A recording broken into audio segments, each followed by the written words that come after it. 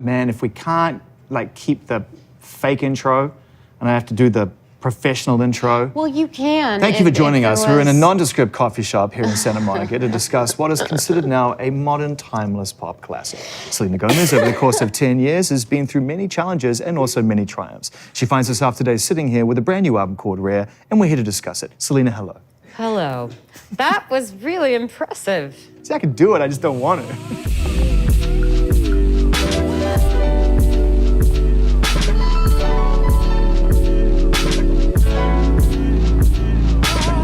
Happy New Year. Happy new decade. Happy 2020. How did you feel in the context of knowing that you were starting 2020, really hitting the ground running super fast, like the album's out? I know. And it's barely gotten started, and so I suppose in a weird way, that means that you end the year with a sort of really mixed emotions. Like, can you relax knowing that's coming? I can. I mean, this is 4 years of my life, and I think I'm completely okay with releasing it. But there had always been something that was preventing me or scaring me from doing it. And I'm so glad that I followed that gut instinct, because it's so crazy that every single moment counts, down to literally Lose You to Love Me and Look at Her Now is out.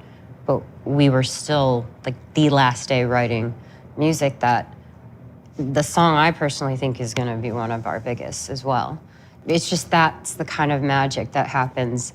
And I know that happens with other artists, but the people I'm surrounded by, it just happens, and I'm so grateful.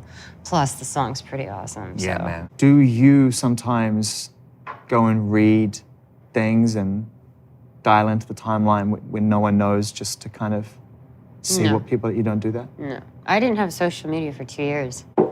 I was driving myself crazy. First off, there was a million things that I didn't want to see.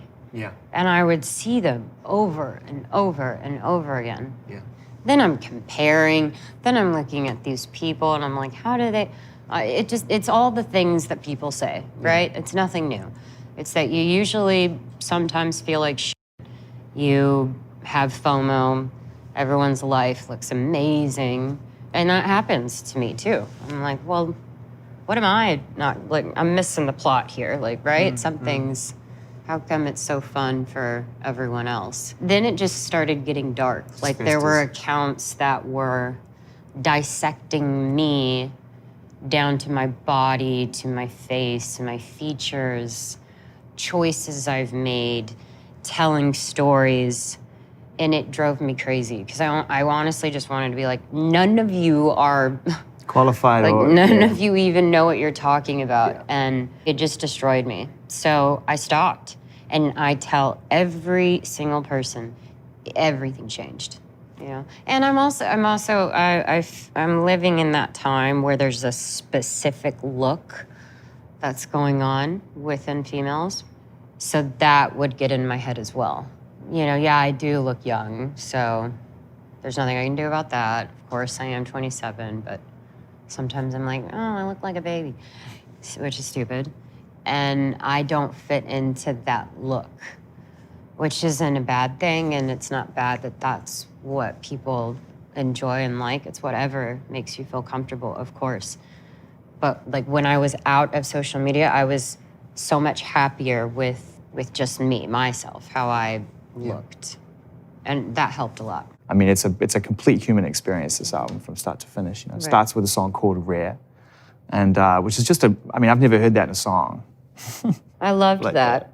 That actually is a word that sums up what the purpose of my position is, which is letting people know that they are completely unique within who they are. Yeah. So that's the biggest thing, right? It's like they don't fit in, or they feel like they need to be a certain way, and who are they looking up to is very scary also to know who they're looking up to. And I think it was such a perfect description of how I think girls or women are meant to feel. You know, it's even acknowledging I don't have it all, but I do know that I'm worth something.